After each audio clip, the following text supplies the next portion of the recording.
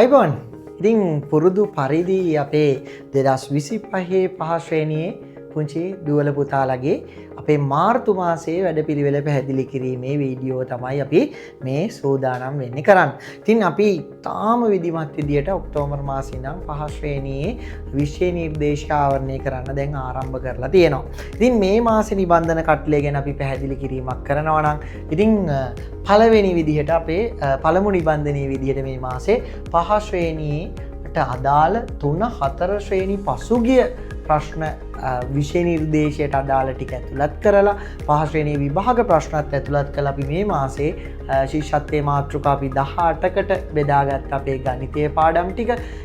ඉතින් ඒ ගණිතයේ පාඩම් වල මේ නිබන්ධනෙන් අපි සාකච්ඡා කරනවා පරිමාව හා ධාරිතාව සහ ඝන වස්තු වලට අදාළ නිබන්ධනය තමයි මේ අපි මේ මාසේ නිවසටම එවලා තියෙන්නේ. මේ මාසේ පුරුදු පරිදිම අපි එවලා තියෙනවා IQ නව විභාග රටාවට අනුව සැකසූ IQ නිබන්ධන කට්ටලයේ අදාළ නිබන්ධනයක් මේ මාසේ නිවසටම අපි එවීම සිද්ධ කරලා තියෙනවා. ඉතින් ඊළඟට ශිෂ්‍යත්වයට අදාළ පරිසරයේ පාඩම් ආවරණය කරලා තියෙනවා මේ වෙනකොට අපි 6ක්.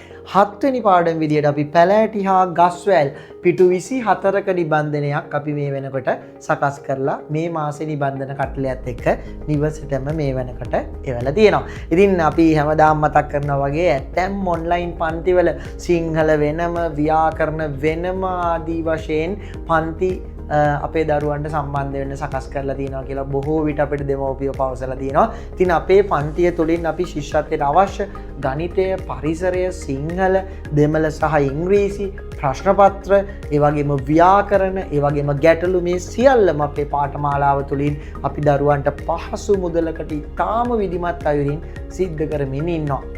ඉතින් මේ මාසේ ව්‍යාකරණ වැඩපොත අපි වෙනම මේ වෙනකොට නිබන්ධන කට්ටලයත් එක්ක එවීම සිද්ධ කරලා තියෙනවා. ඒ වගේම ශිෂ්‍යත්වයේ දරුවන්ට ගැටලු ආශ්‍රිත ප්‍රශ්න විසඳන්නට සෙවණැලි හා දිශා ආශ්‍රිත ගැටලු සඳහා වෙනම නිබන්ධනයක් මේ මාසේ අපි එවලා තියෙනවා. ඒකෙන් අපි සියලුම මේ සෙවණැලි ආශ්‍රිත දිශා ආශ්‍රිත ගණන් සාකච්ඡා කරන්නට බලාපොරොත්තු වෙනවා.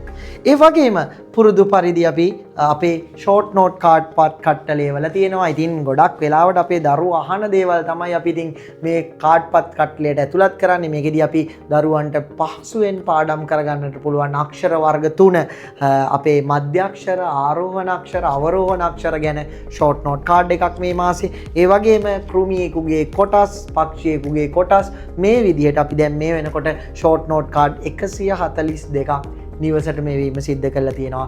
මේ මාසේ ෂෝට් නෝට් කාඩ් ටිකත් අපි මේ නිබන්ධන කට්ටලයත් එක්ක නිවසට මෙවීම කරලා තියෙනවා.